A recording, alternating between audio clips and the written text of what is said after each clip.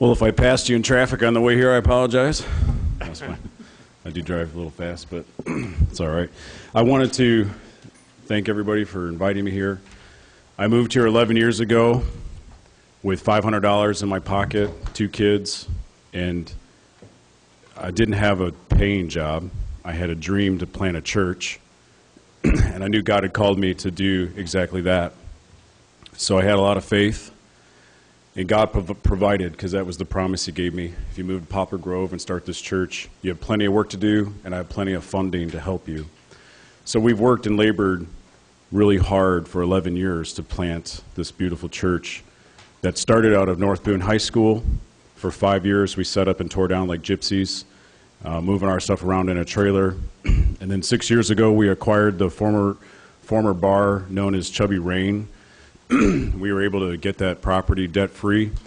We had a former drug addict come to our church and give their life to Christ in such a powerful way that when we began to believe that God was telling us that property was ours, it went through foreclosure, it came out for sale on the other end, and we started putting bids on the property. We didn't have any money at that time. I had about $40,000 of debt. It's quite a story, but God was very faithful. And in the middle of all that, I got a phone call from this former drug addict, and she said, meet me at Starbucks, so I did. And she sat there and asked me how much we had gotten the contract for, because we had an 8-week window of time where God had the opportunity to give us the building like He had said that we felt He said he would do. So we had an 8-week contingency, and she's meeting with me at Starbucks right in the middle of this 8 weeks, and she said, hey, how much did you get the contract for on the property? And I said, $250,000. And she said, with tears in her eyes, I heard that God was going to give us that property. And I said, yeah, that's what we're believing. So she proceeded to take her checkbook out and write us a check for $250,000. And she slid it across the table, and she said, I have an inheritance that I've been sitting on, and I want to give this to you and bless the work of God. So we have a home now, and now we're busting at the seams.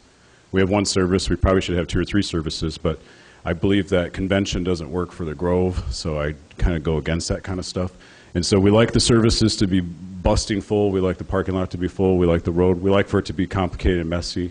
It's an awesome thing when you do community together. And so a little bit about our church, and then I'll open us in prayer. We're just passionate. We're just down-to-earth people, and we're here to honor the heart of God. I want to do church God's way, not my way.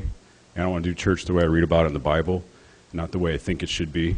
I don't want to add to it or take away from the beauty of it. That's hard to do in a 21st century context, so I'm sure we fail in many ways.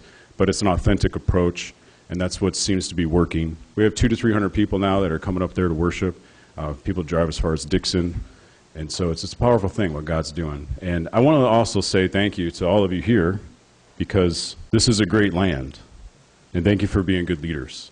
Boone County has great leadership. I discovered that 11 years ago when I moved here. This is an amazing place to live. It's a great place to raise my kids. And I'm very proud to be part of it. I'm also been a sheriff's chaplain and a Belvedere Police Department chaplain for the last 8 years. It's just an honor to work with such great men and women. I haven't met any of them that are perfect, and everybody makes mistakes, but this is a really good place to live. And thanks for making it what it is. So I just want to open us up in prayer. And I like to pray the scripture, Psalm 127, and it just says, unless the Lord builds the house, those who build it labor in vain. Unless the Lord watches over the city, the watchman stays awake in vain. So Father, tonight as we open this meeting, we thank you for your presence. We thank you for your love and your kindness. We thank you for sending your son Jesus, not only to die, but to show us how to live. So Father, I know we all come from different beliefs and backgrounds, but help us to see you. Help us to find you. Unless you build, unless you watch, our energy, even in this meeting, is in vain. So I pray tonight, God, for your blessing, and that you would open our eyes and do what only you can do. In Jesus' name, amen. Thank you. Thank you, Brian. Very nice. It's going to be fun, I promise you. With that, I think we need to do a roll call. Carl Johnson is absent. Sherry Branson? Present. Jeff Carlisle? Here. Denny Ellingson? Present. Sherry Gieske? Here.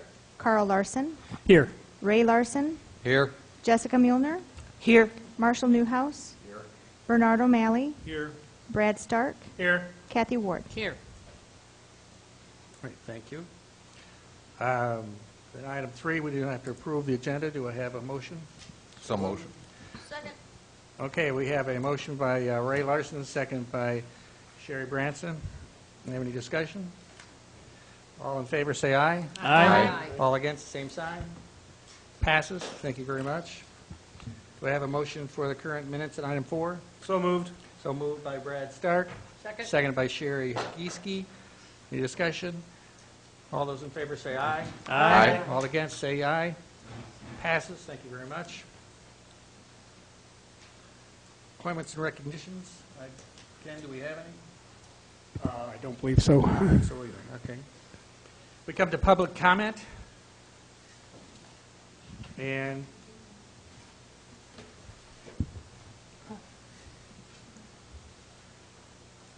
do I have any public comment? None?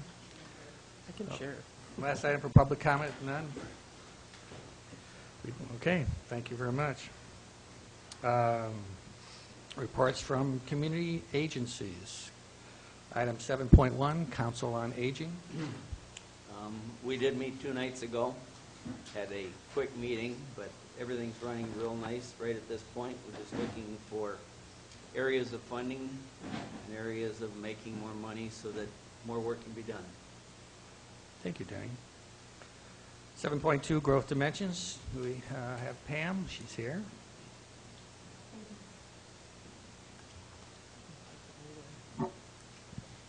Good evening. We have a lot of activity that's going on this past month. We have a project we consider Project Alpha with another Tier 1 manufacturing and automotive. They're not FCA related. This could bring about 200 jobs to the area within 3 years, could bring 300 jobs. They're looking at 40 acres initially with the potential to grow to 100 acres. So we have had a site visit with this company. They're still maintain their interest. We have another meeting tomorrow, a phone call meeting, so we hope that they'll maintain that. But we do have competition from outside the state of Illinois. And I have to say that they were very pleased and pleasantly surprised with our region and our response to the workforce needs. We're also we responded to a project called Project Entree, which is another manufacturer, looking at 350,000 square feet a foot building with the potential to expand to 500 square foot building. Both of these projects are interested in rail, so this is becoming increasingly important to our manufacturers. And I just received actually another one today for warehousing, a temporary type of warehousing for 100,000 square feet. So like I said, we're having a lot of interest from outside our area, so we're trying to do a lot more marketing from outside the area to attract businesses to our community. We also have had some initial discussions with hospitality in the area, and there's several discussions with businesses in Belvedere and Papa Grove regarding expansion. We're also working with Region 1 Planning Council, and we're working as a group of economic development professionals to see what we can do to maximize our efforts to market as a group, as a region, and to also help reduce the cost it takes for our support, some of our support systems. So we're working, trying to work smarter rather than harder together. We're working on a lot of regional initiatives and in order to attract sites. We're also working as a region on our workforce development initiatives. We've had discussions regarding the skilled trades with Rock Valley College, and we're looking forward to addressing some of the needs for the FCA and Magna and other businesses in our area to address their current and future workforce needs. So we're going to try to do a two-tiered approach, work with their incumbent workforce, trying to enhance their skills, and then also with the potential for general needs for the soft skills and as well as the hard skills for our production. We're in enterprise zones. We have 16 open projects currently. We have 4 new ones that have opened up this year. So this year, our capital investment has been over $7 million. So we're starting to see some increase, mostly with smaller businesses.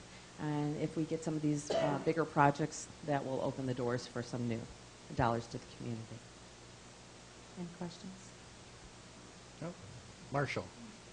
If I could take the first one that you spoke about, an automotive-type business looking at 40 acres, bundles of employees. I always wonder whether Boone County has enough ground in our districts, particularly the industrial district, if it's in the right place, or is it the right amount of acres? Can you tell me, from what you see of a business like this, and you say they're pleasantly pleased with what they see, does that pleasure come from anything dealing with the location of what we have available, or is that type of ground not even in the mix with what you're talking with them about? No, they did their research in advance. They knew that we had some sites that would meet their needs. There's primarily was 2 sites that were available that address their rail needs. They don't need rail right now, but they do anticipate needing rail in the future. What they were pleasantly surprised was is that they didn't expect that we would be a business-friendly community. They thought that based on some of the reputation of Illinois, that it would, and some of the, the media that Rockford region gets, that it would be, they would have more difficulty addressing their needs. And we had a meeting that they met with a workforce professionals, workforce leaders, some businesses, and they were, again, pleasantly surprised that people were willing to address what their needs are, discuss it further. We were showing them how to customize the response to their current as well as their future workforce needs. And again, they thought that we were very responsive and knowledgeable about what they wanted and how we can address it. So proposing solutions. Thank you. You're welcome. Anybody else? Questions? Thank you, Pam. You're welcome. Thank you. CASA 7.3.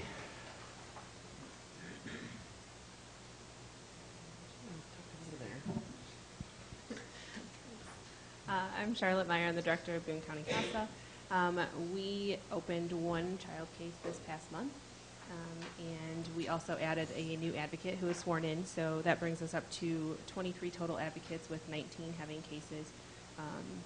I have not yet assigned the newest case, so one of these 4 advocates will be getting that case, but as of right now, that's what that is. We are currently serving 40 children in our area, and other than that, we are just busy planning for the upcoming roast. We're also doing a car show in August, and so we're planning fundraising and community events like that. So. Any questions, Charlotte? Charlotte? You've handled it very well. Thank you. Thanks, Charlotte. Thanks. 7.4, Board of Health.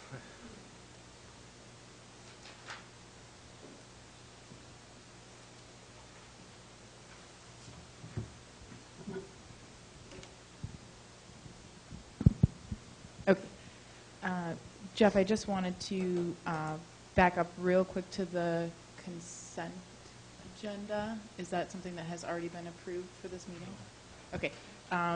I was asked by Chairman Johnson to make it known to County Board this evening that the appointment for the open Board of Health position is being recommended per Chairman Johnson to be Jen Jackie from the YMCA, and she is here this evening to, and I'm to introduce her to the full board. So, Jen, did you want to stand up and be recognized? And I'm sure that many of you know Jen and the work that she does, not only with the YMCA, but I can't really think of a committee or an initiative or an activity that she isn't involved in Boone County. So we are very pleased to have her as the chairman's recommendation for our open Board of Health position. And I don't know if there are any questions or if I need to clarify anything. No, I just wasn't aware. I mean, welcome.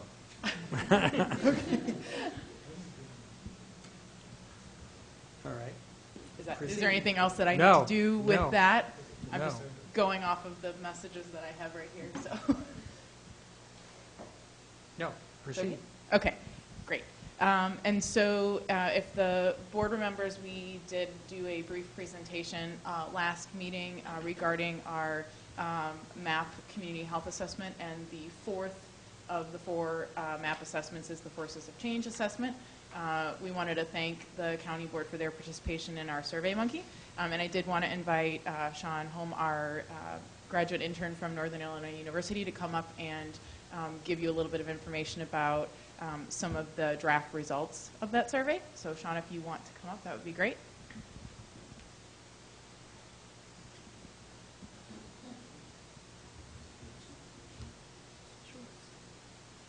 Good evening again, everyone. So first of all, I'd like to thank you guys as well for participating in our Forces of Change survey that we handed out on Survey Monkey. We did have, started off about 25% is where we're at right now. The packet that's coming out to you actually has my email address on there.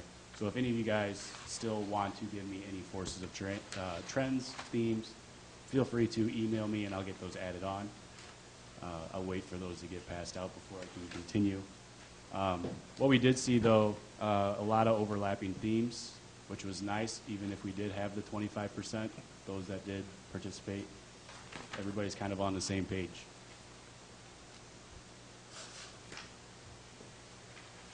So if we start off with our economic topic that we had, the outstanding and overwhelming thing that pretty much everyone had to say was the growing Hispanic and Latino population.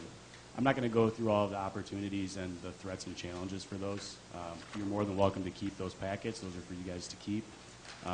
It is a draft, like I said, so if you guys do have anything you want to add or you think anything is missing out of any category, like I said, please feel free to email me, or you can get a hold of Amanda easier. You can email her, if that's all right. Okay. So I'm not going to go over all of these, but looking at environmental, a lot of people said the threat of water contamination. This kind of tied into the oil that's being proposed through and the rail lines that are being proposed through. Global warming and climate change are obviously a big one as well. Social and cultural, the increased diversity in the community. A lot of opportunities ahead I thought were pretty good of how we can get everybody involved in this community. Legal and political, I'm only the messenger here. The quality of the county board members was mentioned. Like I said, I'm only the messenger. A lot of good things were said, so that's a good thing as well. We went on to medical and healthcare. One of the biggest things that was on there was the anti-vaccine groups getting bigger. And if you kind of look at a lot of these outlining themes that we've had, they kind of tie into each other. So going back to the growing Hispanic and Latino population, a lot of them are undocumented. So them trying to find health care, going into anti-vaccines, a lot of the Boone County population is either unvaccinated, undocumented. So the spread of infectious disease is a big theme that everybody seemed to be worried about. And then finally, looking at the community, neighborhoods, and housing, the biggest one over all of them were building safer neighborhoods and the possibility to renovate, build, and demolish buildings. I thought these were really good categories and themes that you guys all came up with, and I thank you for that. Once again, I just want to say, if you guys have any more, please feel free to email me, and I will get those down and I'll put those on in the new document as well. Can take any questions if you have any. If you need me to explain anything a little further. I got a comment on the survey. For people who did get this or didn't get this, my expectation was to add a trend and theme, add an opportunity, add a threat and challenge. That was the goal. And then I've gotten a lot of calls that said, "What am I supposed to do with this?" So if we're going to do it again, yes, we had some examples and previous stuff, but I don't think it was really. It's hard to put that on paper. I get it. We do that at work, and we were trying to do some assessments, some SWOT analyses. It's a no-brainer. But there are a lot of people that you kind of say, well, what am I supposed to do with this? And so walk them through it. And that's what it takes, and probably a couple more times of walking people through it, and would have been a little more successful, I think, on your end. Okay. We are extending this to April 5th now, so if everybody would like me to, I can open up that Survey Monkey again, if this gives a little bit of a clearer picture of what we were kind of expecting. So I'm more than welcome to do that and open that up if anybody would like to add in on there as well. And it is anonymous, too. I'm pretty sure that was kind of made clear, but... Any other questions for Sean? Nope, thank you. Floor is still yours, Amanda. And then, Sky, did you want to make a few comments about the next step of our MAP process? So we've almost finished the 4 assessments, which is phase 3 of our MAP planning process, and we're about to enter into phase 4. And so I will turn it over to Sky to give you all an update on what comes next. What are the next steps?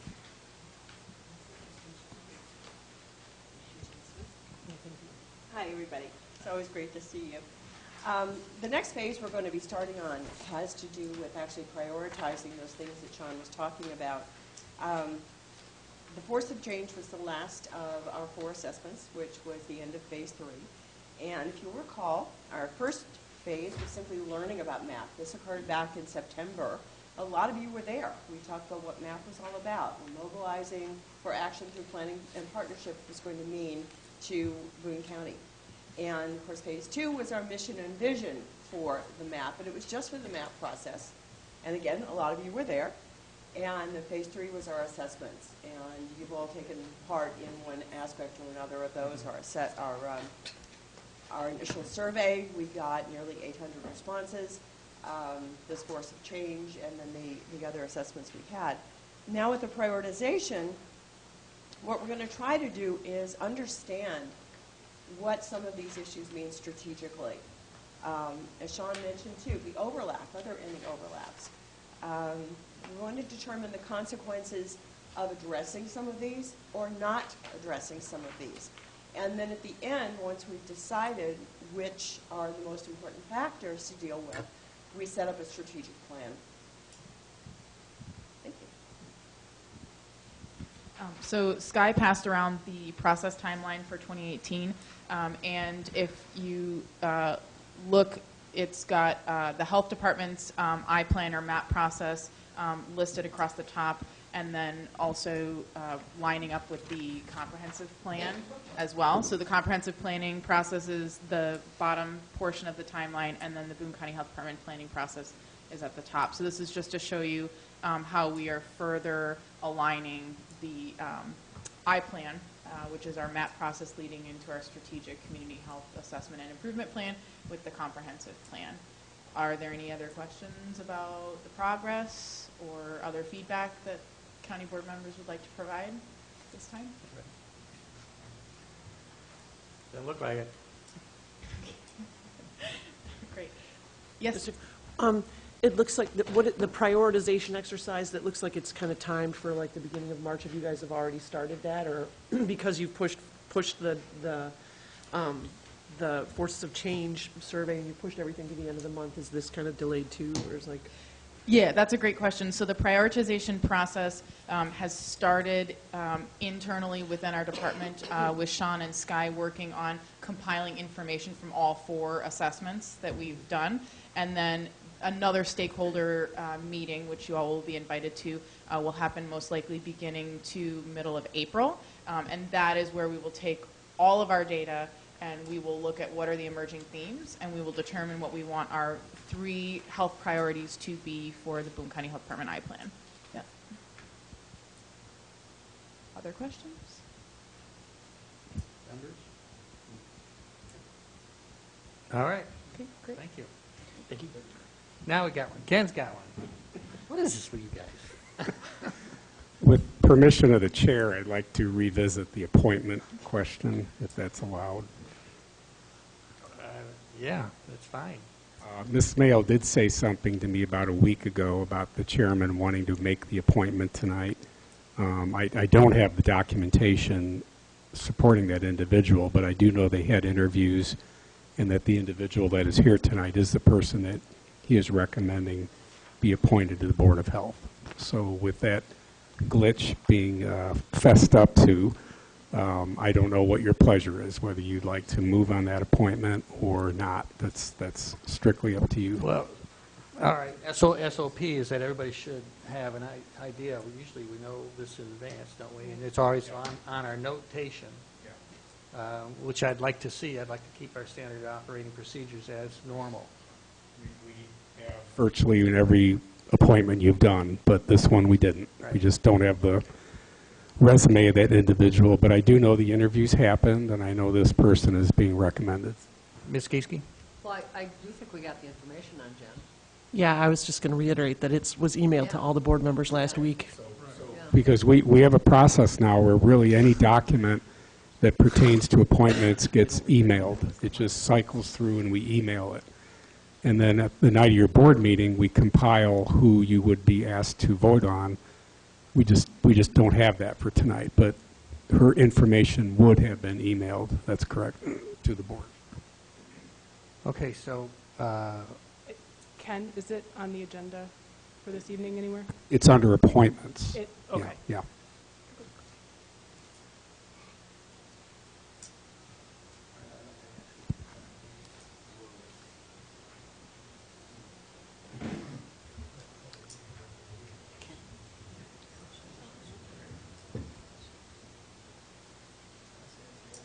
Marshall? To the state's attorney, we do have a category for appointments, but we don't have an appointment listed. Have we covered our bases? I think probably I'd prefer you kick it over to the next meeting. Typically, you want to see the specific action item on the agenda before you vote on it.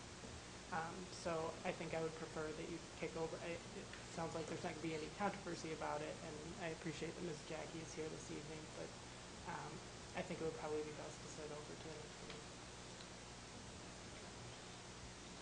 next meeting. We got a path, Ken? Yes. Okay.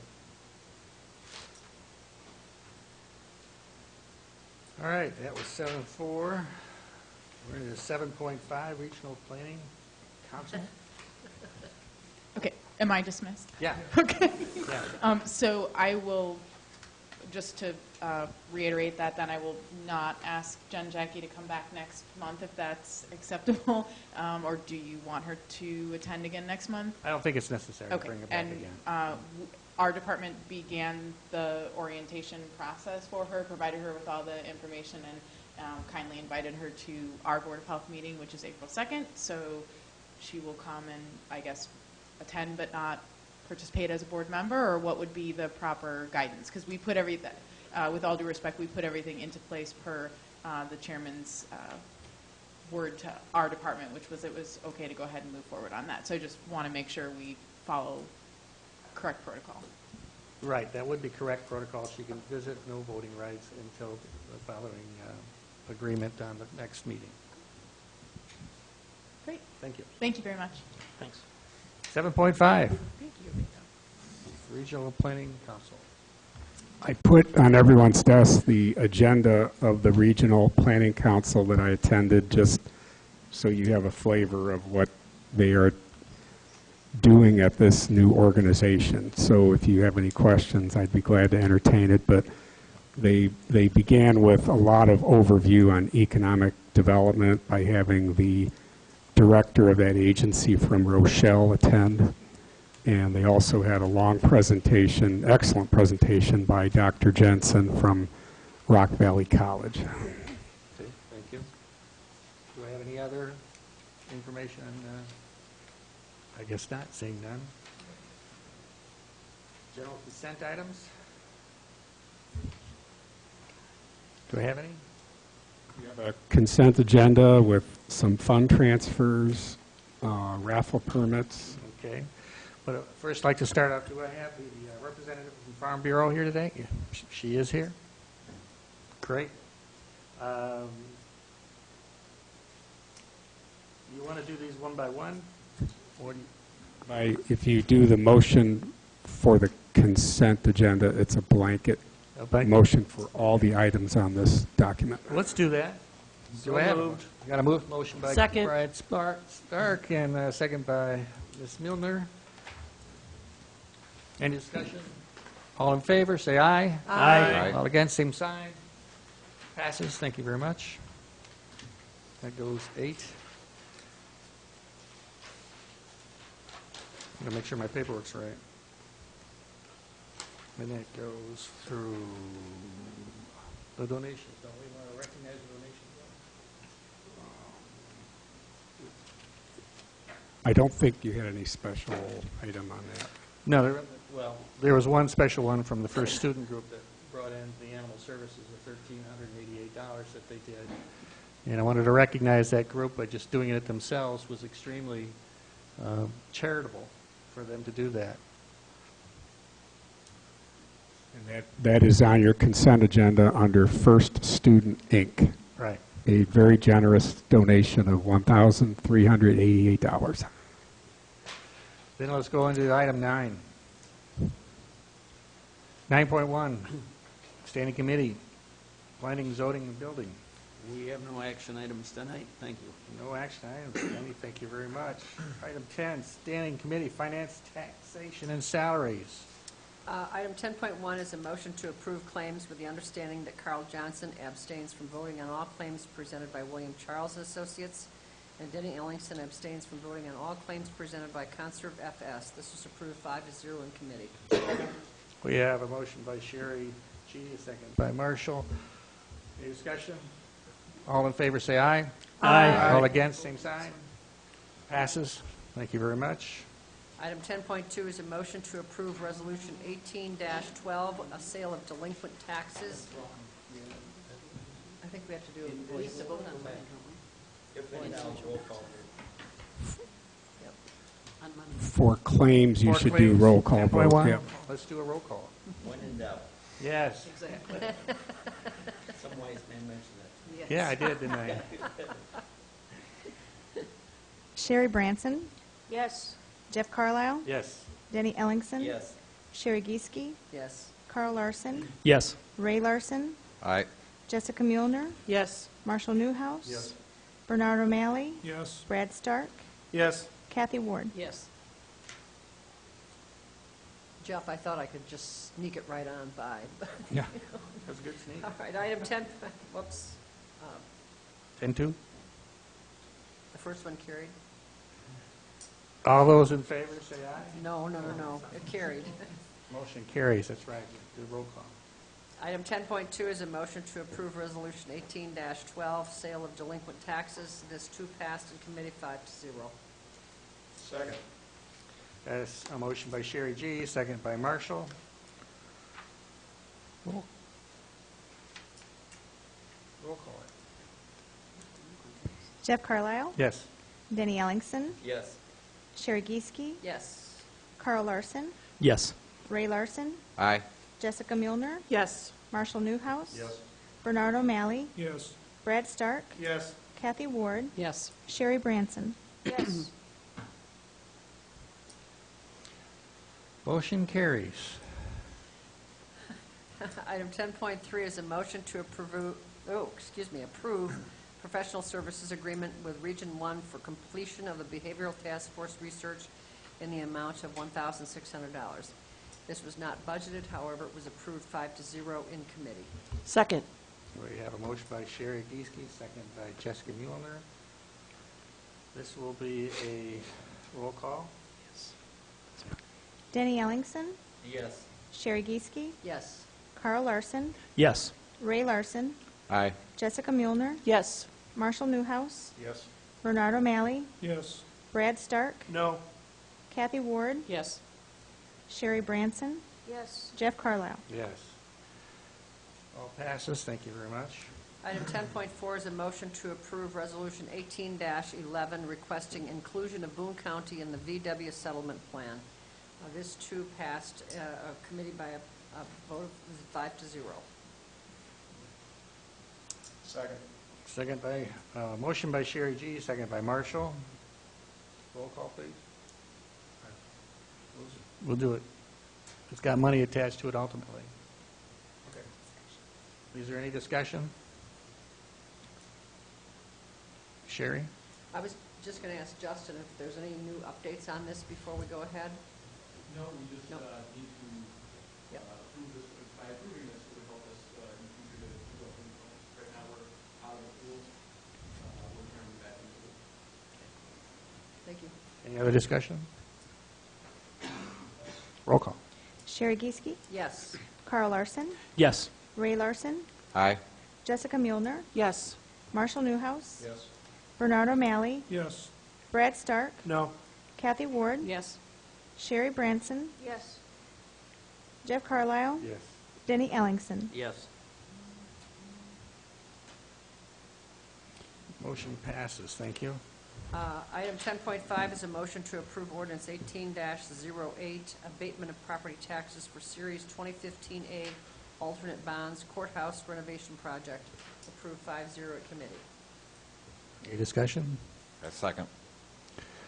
The motion by Sherry G, a second by Ray Larson. Roll call. Carl Larson, Yes. Ray Larson, Aye. Jessica Muehlner, Yes. Marshall Newhouse, Yes. Bernard O'Malley, Yes. Brad Stark, Yes. Kathy Ward, Yes. Sherry Branson, Yes. Jeff Carlisle, Yes. Denny Ellingson, Yes. Sherry Geeske. Yes. Passes. Thank you very much. And my final item is 10.6, a motion to approve ordinance 18-09, abatement of property taxes for Series 2012 alternate bonds jail construction project. Again, approved 5-0 in committee. Any Second. discussion? We have a motion by Sherry G, Ray Larson, second it. Any other discussion? Roll call, please. Ray Larson, Aye. Jessica Muehlner, Yes. Marshall Newhouse, Yes. Bernard O'Malley, Yes. Brad Stark, Yes. Kathy Ward, Yes. Jeff Carlisle, Yes. I apologize, Sherry Branson, Yes. Denny Ellingson, Yes. Sherry Geeske, Yes. Carl Larson. Yes. Thank you, Sherry. Number 11, roads and capital improvements. Thank you, Mr. Vice Chair. 11.1, motion to approve quote from Ayers Associates for mapping flyover of Boone County in the amount of $28,490. Any discussion? Second. Second by Denny Ellingson, motion by Brad Stark. Yes, Sherry? Is there, Grant, is there any way to ultimately generate revenue once these maps are done? In other words, is there a use out there by other folks?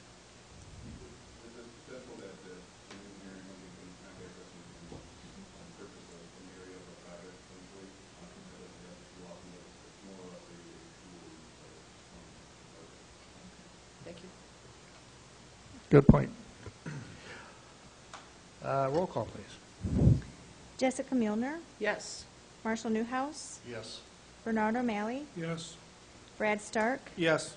Kathy Ward, Yes. Sherry Branson, Yes. Jeff Carlisle, Yes. Denny Ellingson, Yes. Sherry Geeske, Yes. Carl Larson, Yes. Ray Larson. Aye. Passes. Thank you very much. 11.2, motion to approve copy machine lease renewal from Marco, a 5-year lease in the amount of $17,193. Second. Motion by Brad Stark, second by Denny Ellingson. Any discussion? Sherry? I'm just curious, I know we've talked about this, kicked this around quite a few times, and we've got 2 of these back-to-back for different departments.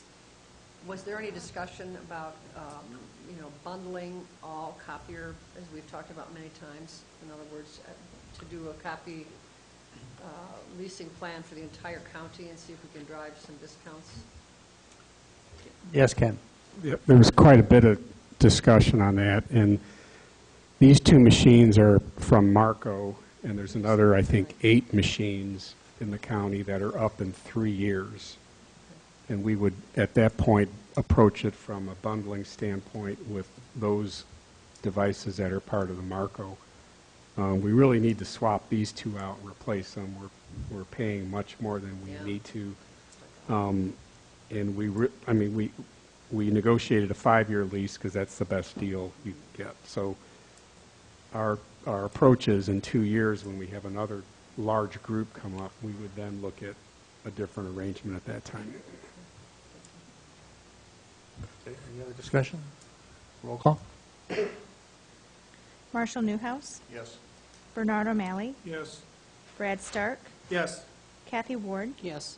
Sherry Branson, Yes. Jeff Carlisle, Yes. Denny Ellingson, Yes. Sherry Gieske, Yes. Carl Larson, Yes. Ray Larson, Aye. Jessica Muehlner. Yes. Thank you. Mr. Stark, anything else? That's all we have. Thank you. Thank you. Health and Human Services Committee has a standing motion at 12.1 to approve copy machine lease renewal from Marco also.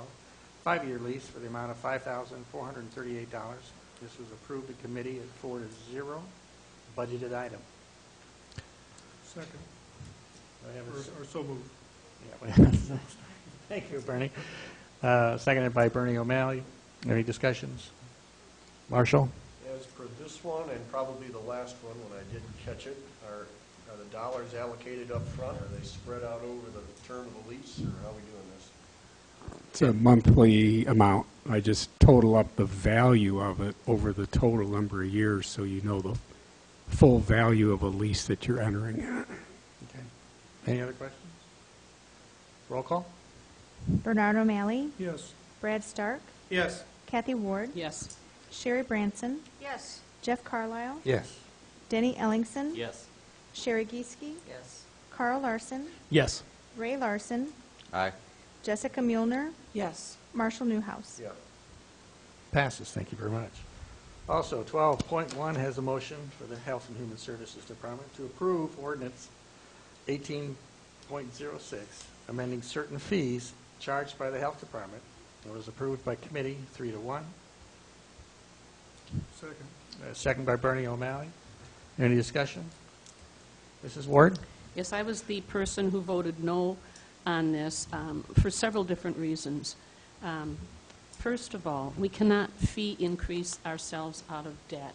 These fee increases are a direct expense to our taxpayer. I heard one board member say, well, all of these companies are not located in Boone County, but these will be direct expenses to our taxpayers. We're not going to get that money from Ogle County or Wisconsin or someplace. That's a direct fee to our people, and I think they've told us many times that we think we're paying enough, and they want us to start trimming expenses. And a couple months ago, we approved another one for the health department. And then in December, we took away $5,000 because we wanted them to start trimming, and I thought we sent that message quite clearly and directly. So there's many other reasons that I could go into tonight, but I won't labor the point. I will just tell you that I'm voting no, and I would hope we would have a roll call on this because I plan to pursue it. Bernie? I was the one Kathy talked to, and this includes all the people at the fair, at the different events that have to pay for this. And these are not local people. These are outside people. These are outside vendors. And it's done by a cost analysis of what it costs to do the service. We shouldn't be using taxpayer dollars to underwrite these people from outside our area. You can look at it both ways. But you're subsidizing people coming in here. We're much less than Winnebago County, and we have a county-wide one. Winnebago County, you have to buy a license for each location of a food truck. And we're much more lenient here. People like working, they like coming here, the ones I talk to, so I'm going to vote yes for it. Jessica? I would defer to Sherry. Yes, Sherry. I'd like to point out that out of the 33 categories listed here, only 5 were increased, and 3 of them were removed. Out of 33 categories, 5 were increased, and 3 were removed. So it is not like we are increasing every single solitary one. We are only increasing 5 out of 33. Okay, thank you. Yes, Denny. I just wondered, Ken, could you scan down to those that are changed so the audience can see the, what we're talking? Because there, like you said, there aren't many in there that really are different.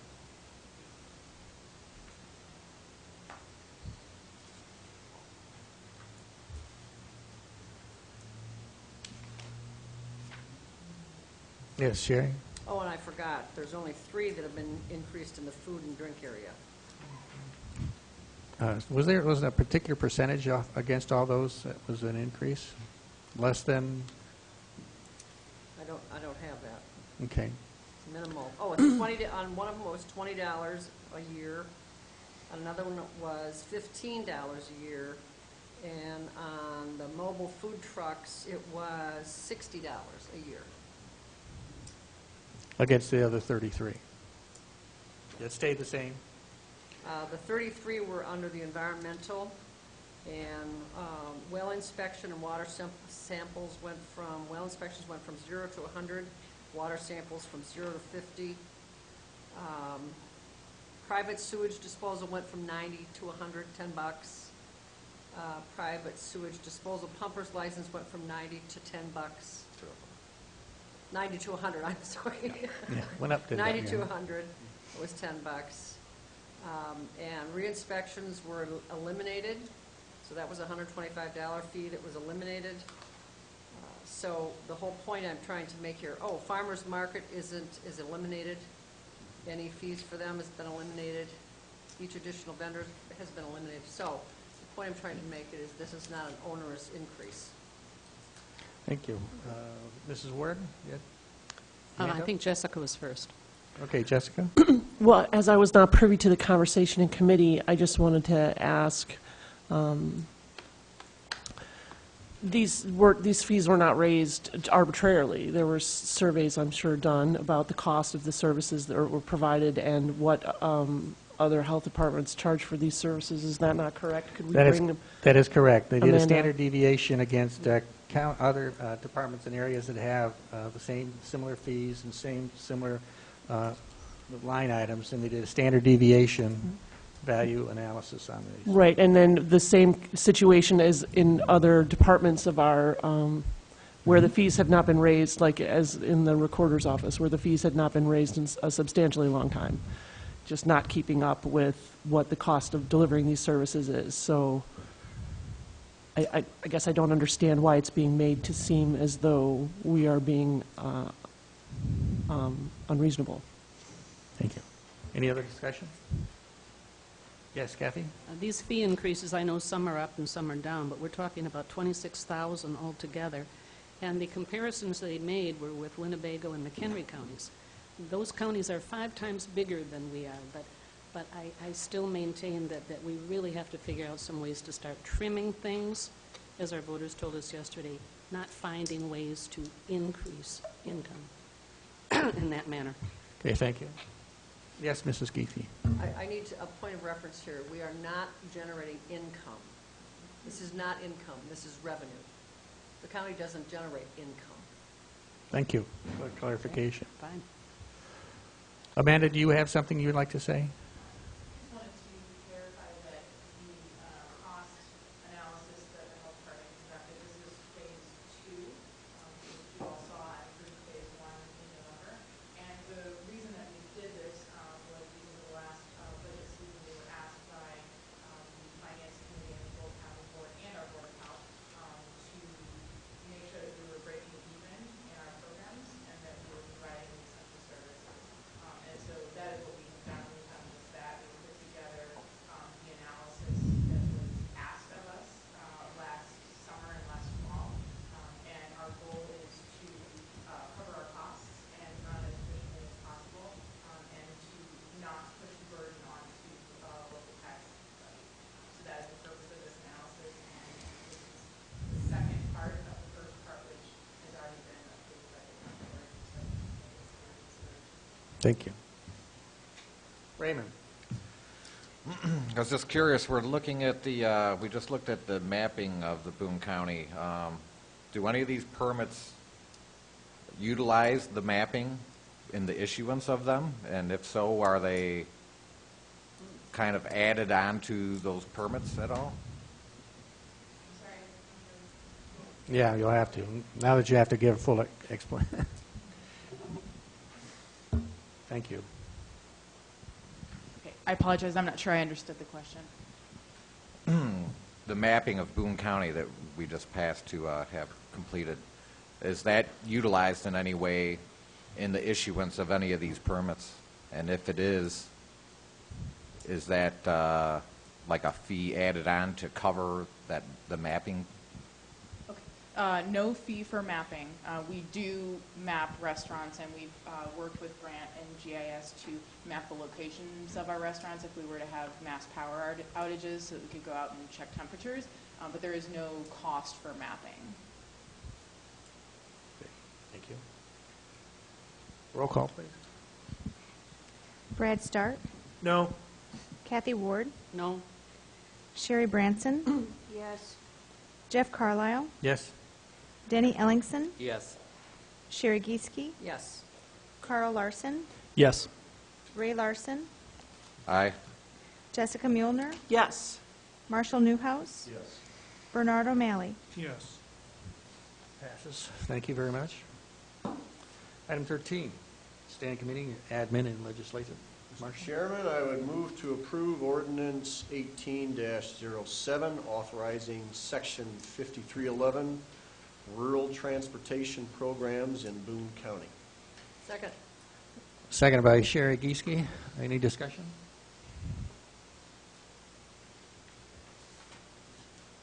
All those in favor, say aye. Aye. Aye. All those against, say same sign. Passes. Thank you very much. Mr. Chairman, I would move to approve resolution 18-10, authorizing application for downstate operating assistance grant funds for the section 5311 transportation program. A second? Second by Ray Larson.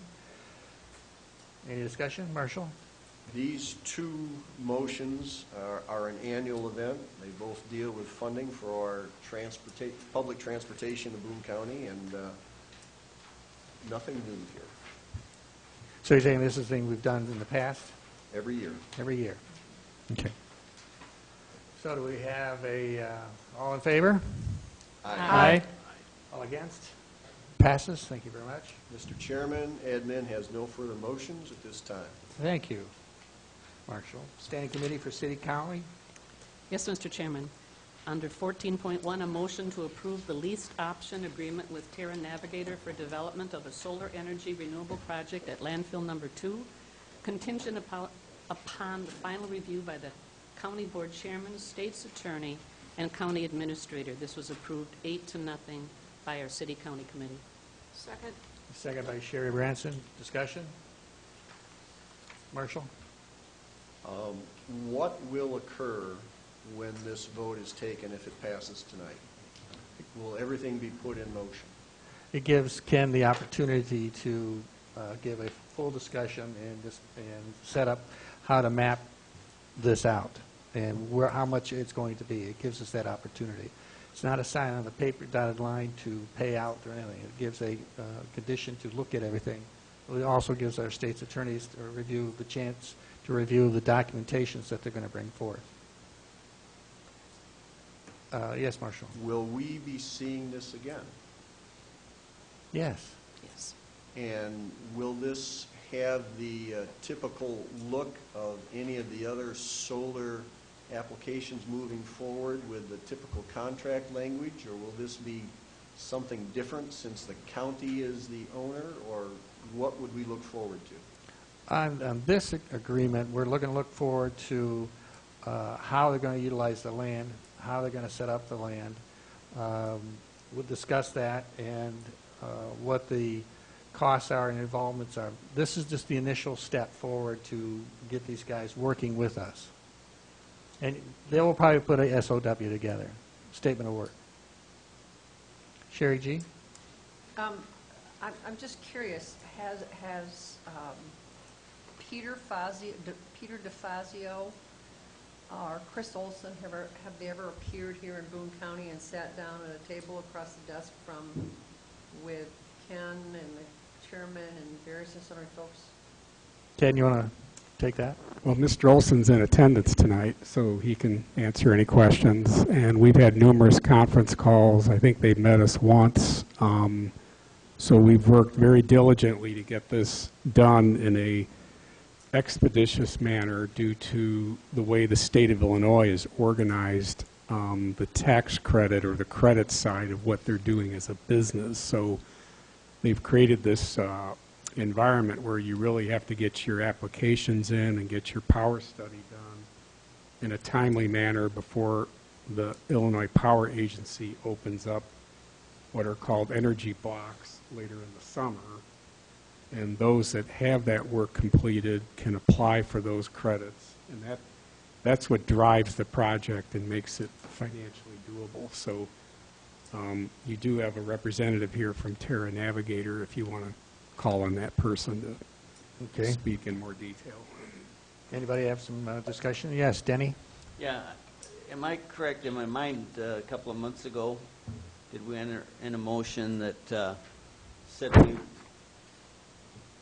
the discussion would be only between us and them? That was a separate motion we did before, right? Right. And that was after doing some due diligence on shopping other companies we knew about. Right. And I completed that process, and then it was affirmatively decided to just negotiate with this company for the lease option. Okay, I thought that, but in my mind, it was discussed then that before any final plan would be done, it would come before the board again.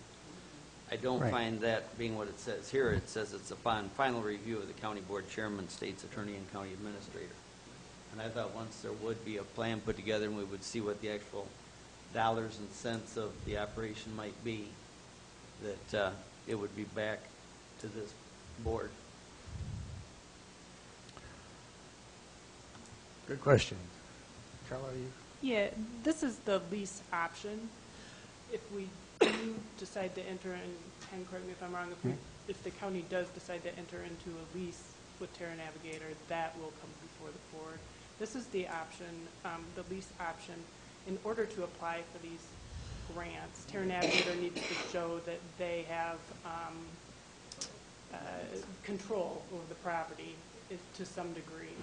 And so signing this lease option will allow them to move ahead, but you will see a lease going forward if it gets to that point. Okay. I just wasn't sure it said it as clearly as it should, that it would come back.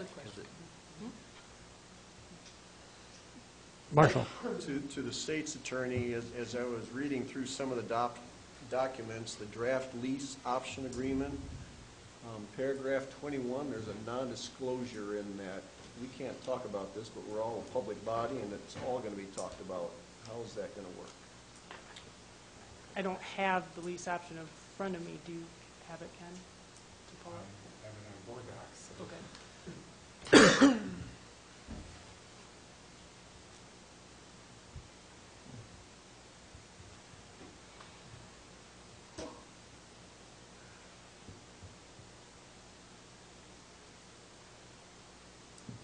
Back just a little bit. We'll have it. Thing back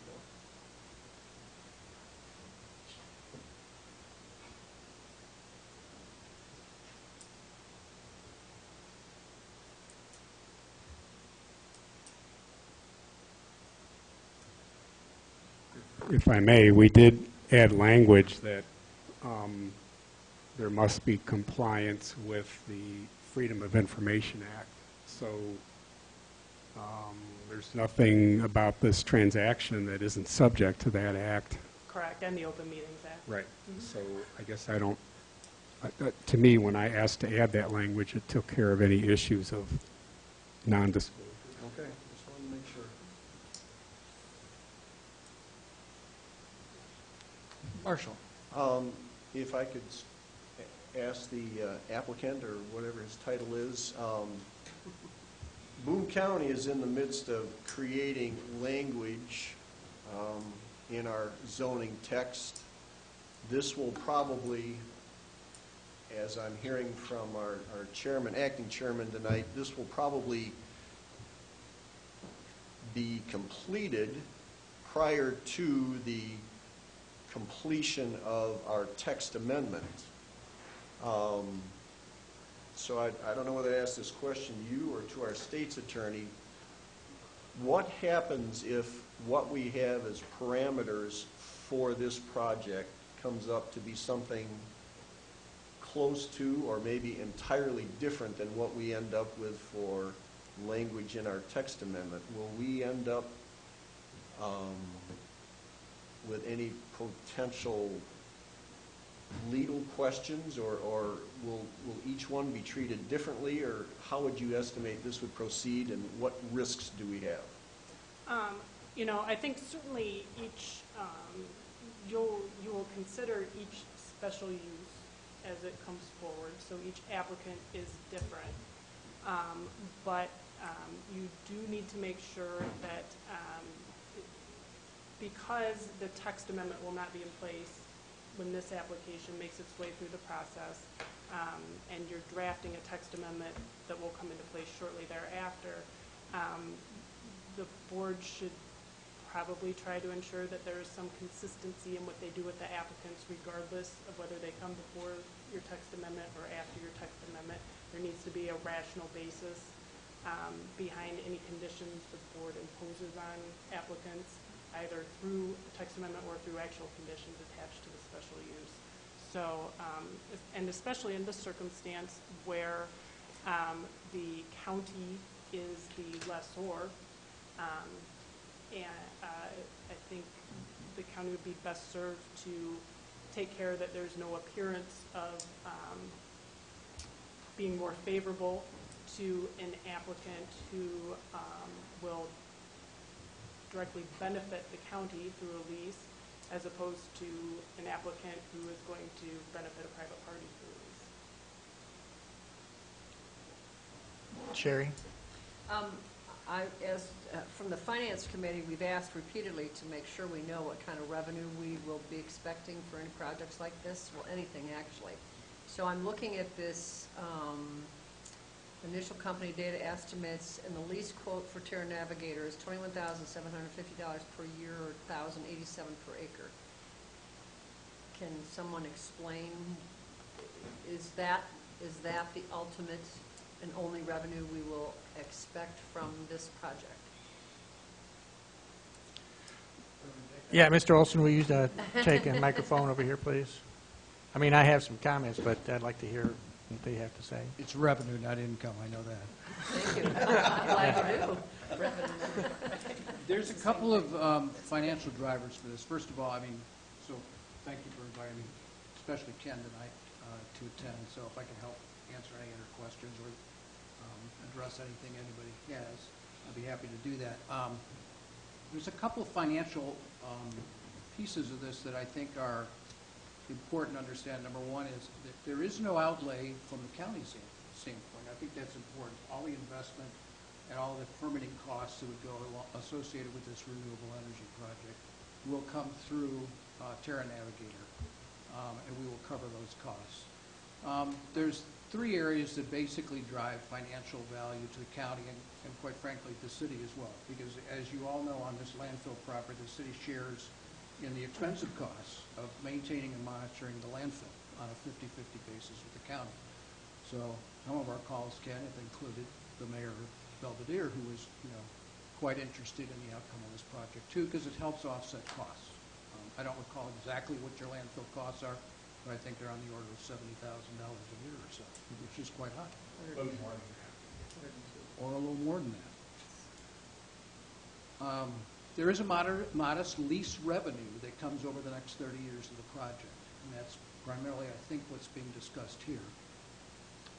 That is based on, not on the number of acres, and if you want to, I don't know if we have a diagram, but we have about 34 acres of the landfill that we're looking at siting the solar array on, and we've already had a conceptual model put forth and shared with the county on the layout, which shows how many megawatts of power can be produced in total on that site, depending on what program we're going to be able to qualify under with the Illinois Power Agency. So there's an annual lease revenue that's based on the amount of energy that can be produced. So obviously, the bigger the project you build, the more lease revenue is generated for the benefit of the county. We also take over site security, add fencing or security pieces out there if they're needed, and also take over vegetative management of the landfill cap while we're there, because we obviously want to protect our investment out there. The other piece that people tend to forget, and that can't be guaranteed at this point because we don't have the wild card in the door yet, which is what is the utility interconnect cost going to be for this project, which can make or break a project, and I'll get to that in 1 second. But to the extent we're able to lower the energy price over what the county or the city is currently paying. That is a direct benefit as well, a direct financial benefit to a subscriber for that energy. So this is you know, in one of the programs, which is community solar, it is just that. It's for the benefit of the community. So the city or the county or residents within the city or county can participate in the program. Nobody can take any more than 40% of that value on the energy reduction, but you can take, the county could take up to 40, the city could take up to 40, and residents could take up, residents or businesses could take the other 20. The interconnect study is what this lease option is all about. We need to be able to show the utility will not entertain a very large fee that we will need to pay them to do the interconnect study to basically estimate the cost of what the tie-in will be to the Commonwealth Edison system. That process can take anywhere from 3 to 4 months to come out, but the numbers they come back to us with will help refine what the economics are for this project. And the way we work with all our partners and stakeholders is we do this all open book. Everybody gets to see all the costs of the project. They get to see all the benefit. And our private equity investors, the cost of capital we have with them, they only demand a fairly reasonable 8% return on their money. So once we've made that hurdle of 8%, then we share the upside with all our stakeholders. So I don't know if that's helpful or addresses the question, but Ken?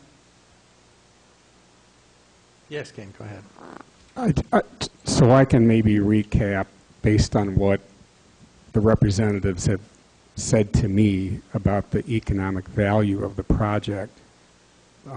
There are at least 2 items of value. One is the annual lease amount, which is represented in the spreadsheets I put together. But on top of that, if we are able to convert value through savings on our own county building electric bills, we have the future potential to do that as well. Is that correct? Is that what I heard? Well, and a common question coming up by that, well, how do you renewable energy is an expensive project to build, and how do you make energy at a less cost than we're buying it right here? And the answer is those incentives are being paid for by the utility, because the utility is being required to meet their renewable portfolio standards to bring more renewable energy projects into the mix of their energy. So they put aside money essentially to create these solar renewable energy credits, which they are purchasing through this project. And that drives a lower cost of energy on the project, which is then passed along to the benefit of the community and the residents. Ken? So there are 2 possible benefits, or actually not possible. We would get the lease dollars when the county enters the lease, but they also can enjoy some relief on their electric bills at a future date. But you had said it's a formula-driven relief. The city and county both being owners-operators, they would the county would receive 40% of that total relief, the city 40%, and the balance 20% is undetermined. Is that, am I saying that right? That's fair. Again, the savings we can't estimate until we know what the interconnect costs are from Commonwealth Edison. But for instance, let's say you're paying 7 cents a kilowatt hour and we're able to produce energy at 5 cents. We will come to you first and ask you, as the owner of the property, would you like to participate in that savings? You don't have to participate. You can say, no, we'd rather pay 7 cents a kilowatt hour, thank you very much, which I don't think is the right answer, but you don't have to take the energy. Sometimes you'll hear about these projects where whoever the owner of the property is, they have to take the energy as part of the deal. That's not part of this at all. We will then go to the city, who's obviously a stakeholder in this as well in terms of costs, and we'll ask Mike Chamberlain, do you want to participate as a city? You want to run your street lights or your city buildings on power from this at 5 cents a kilowatt hour versus 7? And he may say, yes, sign me up for 40%. At that point, we will go out and find other subscribers for that power, and that's part of the project. Jessica? Yes, Jessica. So, yes, thank you. Do you have other projects on municipal or government-owned land? Because, I mean, as with other projects, other instances where land that is tax exempt because it is owned by the county is leased to a commercial entity, the tax exempt status of the land changes. So an additional source of revenue would be that your endeavor is going to be then subject to local property tax. Is that not correct? Yeah, well, actually, that's a really excellent point, because it does raise the overall tax base. If you're tax exempt now, our project... We own the land, so you own the land, you're tax exempt. But it will, yes, the land is currently tax exempt, but... We will cover the cost of your tax increase, but you would, again, benefit from Right. any taxable part of it. So that's another piece that I left out, but that is true, especially since you're tax exempt. Danny? In fact, anything above the existing tax that the project creates is covered by the project. It goes, again, into the economic model. Okay, Danny? That basically was my question. I just want to make sure it still would then be changed to an industrial, a light industrial tax base and tax rate that would make a difference to us. Okay. Yes, Sherry? Is that true? Is what Denny said true? It is. It will be That's what I'm changed to industrial? asking, but That's what I'm asking, too. Well, we rent the land to Maple Crest. We own Maple Crest, but because we lease it to a commercial entity, it is not tax exempt because they are a for-profit endeavor, so they pay taxes. So the same will apply to... And churches. If a church owns a building and they use it for church business, it's tax exempt. But if they rent it to a personal residence or a business, then that loses its tax exempt status because it doesn't fall within the guidelines of the rules that guide. Being taxed. Yes, Sherry? So there will be additional revenue from the taxes being paid? Yes. Got it. Thank you. Yes, Ken? I guess to summarize, this really is a multi-step process. The first step being the lease option that has been negotiated and for your vote tonight. But the next step is the actual lease, which has not been completely negotiated yet. So that would come back to the board at a future date. And what the lease option does is it gives the company justification to do more studies and do their interconnect study because they have site control. And they're not going to be comfortable doing that without site control. Is that correct? Well, that's correct, Ken. And so it is an important thing to understand. The reason we need the lease option up front is because we don't know we have a project until the interconnect study comes back. Quite frankly, that takes 3 to 4 months. Once that number comes back, then we have the decision of whether we have a project. And along the way, then we must do all the permitting, which will involve the folks here. But we also have to find all the subscribers for the energy and also do the interconnect agreements with Commonwealth Edison. All that takes some time, but during that option period, we pay because you're basically, the property's off the market, if you want to think of it that way. But any time during that option period, then, what we may do is exercise the lease once we're ready and we have the subscribers, we got the permits, things we need to make the project go, then we'll exhibit in the lease option agreement is the ground lease, which we've already then covered and discussed.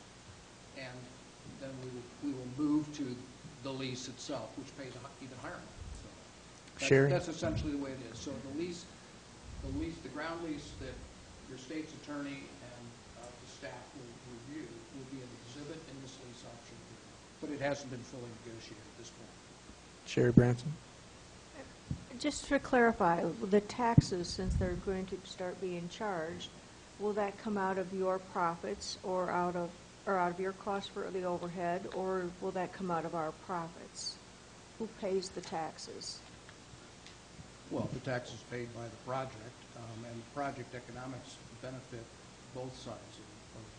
It's an open book, like I said. All the costs go in, and all the economics on the profit side come out. And with the exception of the annual lease revenue, which is already defined, the cost of energy may change or things like that. But yeah, they'll be absorbed in the economics of the project. Marshall? As I was viewing the aerial shot in our board docs here, it would appear that you have designed the whole layout to have the solar panels on all sides of, should I say, the dome. Will there be anything particularly difficult on keeping things facing the sun on the north side, sloping north dome slope? Or I thought I heard months ago when you started that you were going to be looking for the top and the southern exposure, and it looks now that I see on the picture there that it's going to be covering the whole area. Well, it's a good point, Marshall. So we are going to try to maximize the amount of revenue we can generate here on the project to the extent we can. There may be, and this is all done desktop and conceptual at this point. This is conceptually how big the project could generate. Now, when we actually go out there and put the engineers on the ground, we'll be working around existing groundwater monitoring wells that need access to. There may be some gas vents out there, Ken, that we have to work around. We're going to look at the slopes on the sides of the landfill to see if they're below 12 degrees. And if they're not, we may have to do something a little different. So that array could shift a little bit. This is the maximum output that it could be based on a conceptual layout. Yes, Mrs. Ward? I think in answer to an earlier question, everybody would like to know exactly how much money this might bring to us, whether it's income or revenue or whatever you want to call it. But up until this point, that landfill has only been a black hole to all of the people in the city and county. So any money that we can make from this income, revenue, whatever you want to call it, is going to be a plus for us. And I think that's why this has been given such strong approval from our committee. And Ken, I know, has been working many, many hours trying to deal with all of these issues. It's not the easiest thing he's ever tackled. So thank you for coming here, and we can hope we can work something out. Thank you very much. Marshall? One more. Just a matter of practicality. When I spoke earlier about the text amendment that's going through, I don't know if you I don't know much about that. Well, I'll just give you a couple numbers, and hopefully we can have a conversation. The setbacks that we're putting in place to go back to the ZBA for our steps that we take to make everything official, putting in our zoning code, the setbacks are leaving the county board and going back to ZBA with a 250-foot setback from the property line, with the opportunity to waiver that down to 40 feet. Now, having said that, everything I'm going to say now is going to be very speculative, because as it goes through ZBA, as they get testimony, those setbacks may shrink, they may stay the same, or they may increase. So that's why I asked the question to the state's attorney the way I did. What happens if what we provide with you for parameters is different than what ultimately comes out of ZBA and gets in our code? So my question to you is, if there is a 250-foot setback from property lines, my assumption is that I'm going to say 4 or 5 of the 6 sides there are going to be all county-owned, and we'd probably be very anxious to offer a waiver if that was pursued. Would you be willing to talk to the northern property owner about what impact it may have on him if a waiver is involved in our county code? Because it looks like you're going to have your conceptual design right up to the 40-foot distance from the northern property line, which is not our property north of that. And Mr. Olson, before you answer, I got to ask you a quick question, Marshall. What's the protocol for addressing the farmer to the north? Is it the applicant, or is it the county that goes and sends letters out saying this is what we want to do? I would love that Hillary would be here to address that question, and I can give you my best guess unless Ken would like to pursue that question. And he's not jumping at it, so. it is my understanding that the county would, I hate to speculate. Right, And I would too. right. So I'm just saying, if we could leave it at that point then and just say whether there is appreciably larger setbacks or smaller setbacks as the code comes through, we don't know that today. But as it is entering the ZBA committee level, the waiver takes it down to a 40-foot setback, but there is an agreement, and hopefully the state's attorney is going to chime in, that can be pursued with neighboring property owners and the allowance of a smaller setback if an agreement is reached. Ken? I'll just be bold, I guess, and say that if it comes to pass that some sort of waiver is needed or requested, my suggestion would be the county as the landowner and the company holding the option would communicate with those landowners. Just be upfront about it and ask for the waiver. Okay, Dennis? I really think it's the responsibility of the person managing the operation. And at that point, as I'm looking at what other landowners are doing when they lease it to them, it is up then to the person running the operation at that point to actually go get that option taken care of and negotiate a deal with the neighbor to be able to waive that setback. But that has to be brought to the county board, well, I shouldn't say it, to the county office for setbacks to be established, not setbacks, special use permits to be put together and completed, and they will be contingent. The drawing that will come out of special use will be dependent on whether waivers have been, agreed to or not. Okay, so what I'm going to do, I'm going to bring this back home to where what we're asking to do here that Kathy brought up as a discussion motion, and we're still in that discussion at this time. We really want, the discussion was to have this solar energy renewable project at landfill number 2 do a lease option agreement so they can get their study done in their interconnect study. That's what's on the table right now. Now, what I'd like to do is vote on that, and because we're going off kilter. Bernie? I just have one quick thing. I've already talked to the landowner to the north. He knew about this before you even did. And he's already been to the website. He and his wife is actually the one looking at it the most. They already know about it. So they've already been informed. We just need to see what their decision is. They've known for some time. I thought the big discussion was how far from a house was what it was supposed to be. It was more of a house thing. If you have a woods behind it, 250 foot is kind of silly. There's a lot of funny stuff you gotta, the homeowners are the one that was driving the 250. The ones that had homes next to it. But if you're gonna have a woods behind it, I don't think the deer really care if there's solar panels there or not. Thank you. Jessica? Vote. Yeah, everybody else is ready to vote? Okay, so what I'd like to do is go ahead and finish our discussion, which we did, and we're not spending any money here, so we need unless you want to do a roll call? Okay, let's do a roll call, please. Kathy Ward, Yes. Sherry Branson, Yes. Jeff Carlisle, Yes. Denny Ellingson, Yes. Sherry Gieske, Yes.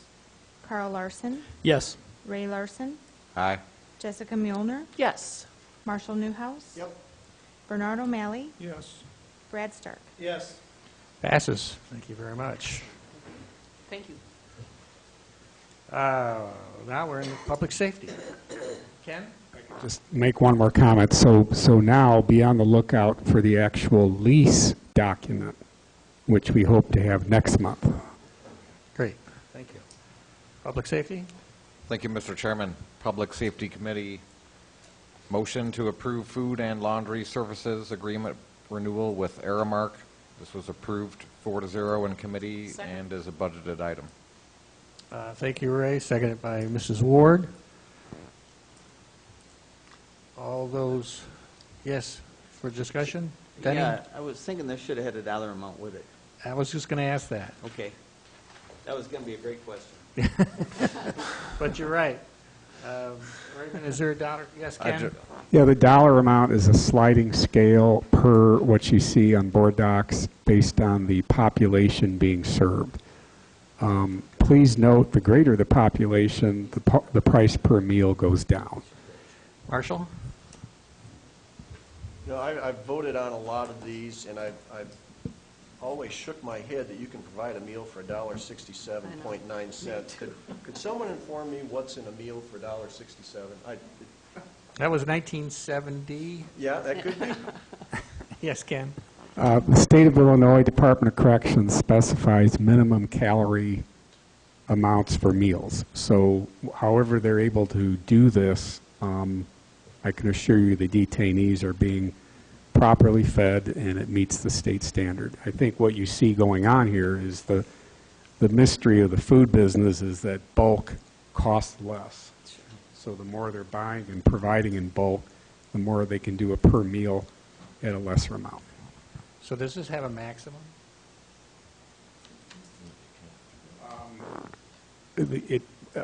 The maximum would be on the table, but you've got a maximum amount that you could even have in your jail. So by virtue of the size of the jail, you have a built-in maximum of the number of people you'd be feeding. And that does agree with this chart. The most we've ever had in that jail, I think, is about 125 individuals. But it does have a authorized capacity of about 150. So the agreement is actually upon the chart that is, that's what we're agreeing on to the chart and this budgeted item that Aramar has put through. Ray, did you have something else? Nope, that's it. Okay, let's do a roll call, please. Sherry Branson, Yes. Jeff Carlisle. Yes. Denny Ellingson. Yes. Sherry Gieske. Yes. Carl Larson. Yes. Ray Larson. Aye. Jessica Muehlner. Yes. Marshall Newhouse. Yes. Bernard O'Malley. Yes. Brad Stark. Yes. Kathy Ward. Yes. Passes. Thank you. Anything else, Raymond? That's it from Public Safety, Mr. Chairman. Thank you. That was item 15. Now we're in item 16, special committee reports. Community building? Yes, Mr. Chairman. I've got a couple things that I think are really good information. I think you know this board is an extremely conservative board, and actually the numbers that are coming out are really excellent. It looks like at this point they've been trimming expenses and increasing the way they've been able to get more income. So right now we're looking at a profit, well, not a profit really, but we have $250,000 more than we expected to have, and we hope by the 1st of July we'll have an even more. And one of our new board members, Don Banks, suggested, and you know, I think many of you have been there dozens and dozens of times, we cater to many, many not-for-profit groups, and he has proposed that we actually start reducing fees to help all the not-profit groups in our county. So that's really, all of that is good news, I think. And then for the last two meetings, we have invited a woman by the name of Nancy Sylvester, who is an expert on Robert's Rules of Order and parliamentary procedure, to guide us through to make sure that we're doing everything according to the way it should be done. And it's been really interesting. I think we've all learned a lot. I think for the most part, most of the committees and the boards that I go to do follow Robert's Rules of Order like we do. But three things that I've learned, and we could certainly, and she gave us all books that we could learn a little bit more from, but three things, and all of the thousands of meetings I've gone to all my years, I didn't realize this, but according to her, if you have a board of 12 or less, you do not need a second to a motion. All you need is the motion with 12 members or less. The second thing is that once that motion is made, whether you have a second or not, the chair should immediately repeat that motion so that there's no question in anybody's mind as to exactly what people are voting on. And the third thing, which I'd never heard of before either, is the chair should always vote last, because he should not or she should not have an undue influence on the decision that the board members make. Those are three things that I had not heard of before, and I thought they were very good.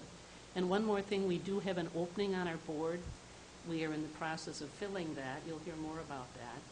But we have gone through our attorney, and probably Carl has heard about this already. We've gone through our attorney, and we are going to be following it very closely. It hasn't always been followed, apparently, the way it has been in the past. This new board member must reside in one of our 8 townships, not Belvedere Township. Belvedere Township has its own. So the person selected must come from one of the other 8 townships in the county. That we know for sure. Thank you. Thank you. 16.2, UCCI. Ken? I attended their conference, and there were 3 excellent topics. One was a speaker from the Illinois Power Agency, which is the agency that awards all these tax credits for solar projects. There was a speaker on wage and salary surveys, and a speaker on union arbitration. All 3 very relevant topics. Thank you. CCA, 16.3. We're meeting next week. Meeting next week, thank you. 16.4, 911 Board. There was very little excitement at this board. We paid bills and we adjourned. It was a 15-minute meeting. Thank you. 16.5, any other committees that I've missed? Ms. Burney? We had a quarterly meeting of the VAC, the Veterans Commission. And the good news was they are now giving away 53% of their cash flow in the last quarter. They finally passed the 50% mark. Their overhead's going down, and that's working well. They had some bad news. They reported there was some financial irregularities, and that's being pursued by the state attorney. Thank you. Interesting. Mr.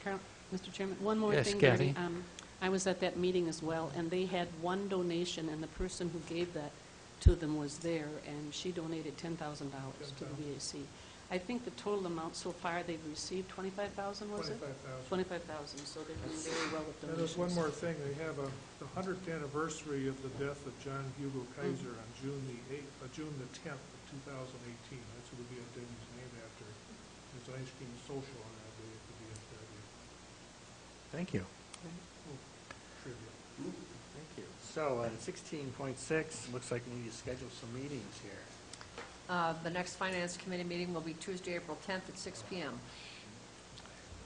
The next Public Safety Committee meeting will be April 9th at 6 p.m. in this room. The BZB meeting is scheduled for April 4th at 6 p.m. in this room. You said the 6th. Okay. Admin will be 6 p.m., Monday the 2nd, this room. City County will be Wednesday, April 11th at 6 p.m. in this room. Health and Human Services, 6 o'clock this room on the 5th of April. Roads, April 3rd, 6 o'clock, this room. Do we have any unfinished business? Marshall, go ahead.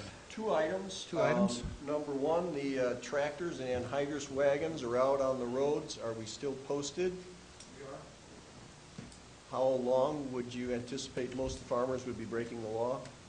Yeah, well, technically, Upper Grove Township has looked at their posting, but county and the Wayne townships have not, nor have the adjacent counties. As far as I know, the only county that's looked at their post, the closest county that's looked at their posting is LaSalle, that looked at it last Monday.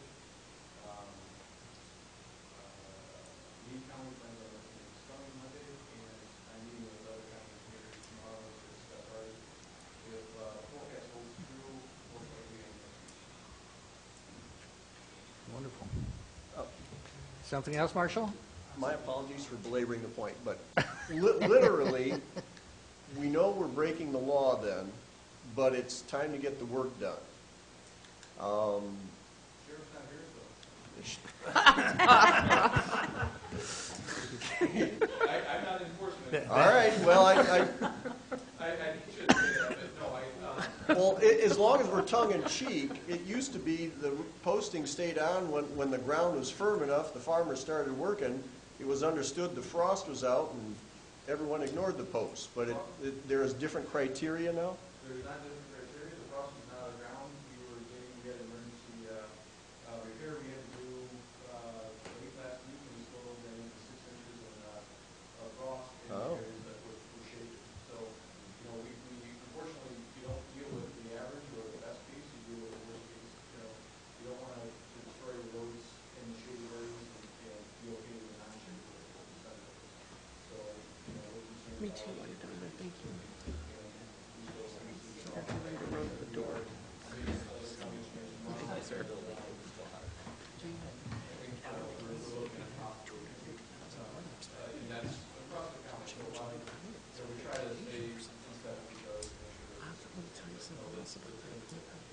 All right, so possibly the next week you might be lifted. I'm going to have to Marshall. work after dark so no one sees me is what you're telling me. So. Secondly, we just had a big election yesterday. I've had 2 calls wanting to know what I knew about all the excitement as it pertained to the elections. I'm wondering if Julie can make a statement on what may or may not have occurred on any discrepancies with ballots and things like that. Was it smooth sailing or? It's never, ever smooth sailing. However, there were a few little bumps, a few things with, it seemed like we had more struggles with ballots that were getting jammed in some of the machines. Partly that was due to people undervoting and overvoting, which happens often in a primary. But those things were resolved and didn't have any kind of any bearing on the results of anything. We did have a possible fraud case. As soon as the judges reported that to us yesterday, it was about 10 o'clock yesterday morning, I did notify State's Attorney's Office as well as the Sheriff's Department. We did do an investigation with the Sheriff's Department, and it was determined that it was not a case of fraud. We actually have 2 gentlemen who have extremely similar names. So unfortunately, what happened was our judges pulled the wrong application and didn't confirm address and signature like they should have. So when we reviewed what the first gentleman actually signed was not his application, but we found his normal application, his signature did match his application. So he was trying to sign his, thinking he was signing the correct one. So it actually was not a case of fraud at all. So that was, on one hand, very good. On the other hand, unfortunately, we are going to have to make sure our judges are really making sure that that's the case. We did have some issues with some of our TSX machines. Those are touchscreen machines. Those we have to put up every federal election. There was one race that was federal. So those will go back up in November as well. We also worked out the kinks with those.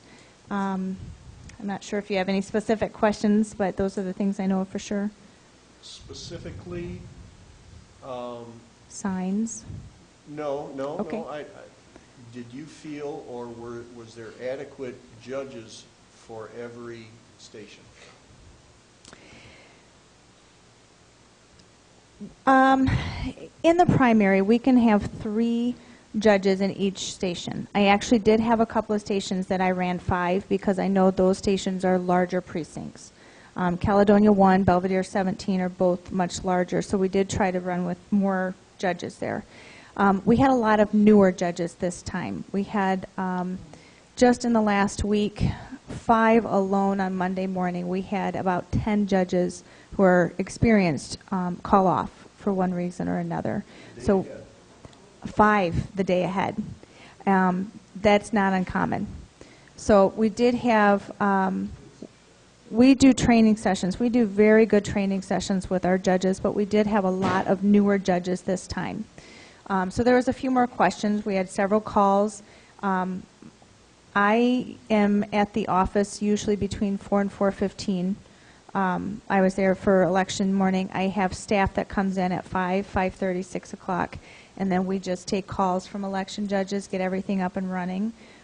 We provide excellent instruction sheets for our judges, so we do try and stand with them along with the training that we do ahead of time. Again, we did have a lot of new judges this time. We were also able to use student judges. We had 17 student judges from Belvedere North, Belvedere High School, and actually Rockford Christian provided about 10 students for us that are Boone County residents. So we were able to utilize the seniors that were in high school, who are fabulous with our touchscreen machines. They are spot on. We have excellent comments about our students, and we're actually pursuing a project with the high school, or well, actually with School District 100, to provide even more judges this next election. The next election, I will say, we are going to be using 5 in each precinct. This is going to be a little bit larger election. So we are going to be looking for more judges. We will be holding more training sessions as well. We did have several calls in particular about some signs that were placed on polling places. The campaign-free zone is 100 feet from the door of the polling place. On a piece of property that is used as a polling place, for example, Manchester School, Heritage Woods, the candidates can place they can stand there and they can hand out material, they can place polling signs that are temporary. That property is considered public property used for polling purposes that day between 6 a.m. and 7 p.m. That is what the statute states. The only exceptions to that would be a private school or a private church, and even then they have to ask for the exception. We do not have anything like that in Boone County. So there was a lot of questions yesterday about signs being placed in certain areas, and those were allowed. Yes. Denny? Sorry. Is that a change in the statute that on the being able to be on school properties? I'm not sure when that actual statute went into place. It has been, from what I know of, at least since the 2016 election. Okay, because I was asked about that a couple of times yesterday, and I guess all I could tell people was that it's a new rule in the last few years, but if you don't like it, you better just tell them you don't want to be a polling place anymore. To me, that's the only way around it, and I think that's terrible. I'd love to pursue that and see if the people that brought that change in wouldn't like to look at that again, because I think it's wonderful when public and other places, offer to, let us use their buildings, but then to have people, making it look like there might be a tip in feelings one way or the other, when those institutions definitely don't want that to happen, that becomes a problem for them. Certainly, certainly. They say right now, I don't know anything other than to recommend to them, take your name off the list if you want to. Otherwise, we've got to go back and try and figure out how this happened and fix it. Sure. And there are polling places, they receive only $50 each election in order for us to use that. So it's not like it's a big money maker for them. Most of them do that because they do want to participate civically and to do something for Boone County. And we try very hard to be very gracious and very thankful to them for allowing us to use their building. And it's very difficult to find another location in that area. We did have one change in polling place this past year. We moved from the fairgrounds to Heritage Woods, which has been excellent because a lot of residents there are able to just come downstairs and be able to vote. So that's made it not only nice for their residents, but it's a great location. There's lots of nice parking. It's very difficult to find good locations. So we certainly want to be accommodating with them, but that at this time is the Illinois statute that's in place. Kathy, Ward? Just a quick question, and I know you've been up practically around the clock. Do you know the voter turnout, what it was this time? I know primary, this particular election I know is really low. But It was just slightly over 20%. Oh, 20%, that's For a primary, actually, that is a little bit higher. bigger than I thought. All right. So that was, let's go into unfinished business. Do we have any, Ken? Unfinished business? No. Any new business, Ken? No. Informational items. Just some reports on your county clerk and circuit clerk receipts. Receipts, yes, I see that. Do we need executive session? We do for personnel, collective bargaining, and review of executive session committee minutes. So we'll need a roll call to go with. I would move to go in executive session for those three items. Second. We got a motion by Marshall, seconded by Mr. Stark. Roll call, please. Jeff Carlisle? Yes. Denny Ellingson? Yes. Sherry Gieske? Yes. Carl Larson? Yes. Ray Larson? Aye. Jessica Muehlner? Yes. Marshall Newhouse? Yes. Bernard O'Malley? Yes. Brad Stark? Yes. Kathy Ward? Yes. Passes. Oh, I'm sorry, Sherry Branson. Yes. Sorry. Got you again. Passes. We'll go into executive session. Anybody need a quick 5 minutes? Anybody need 5 minutes?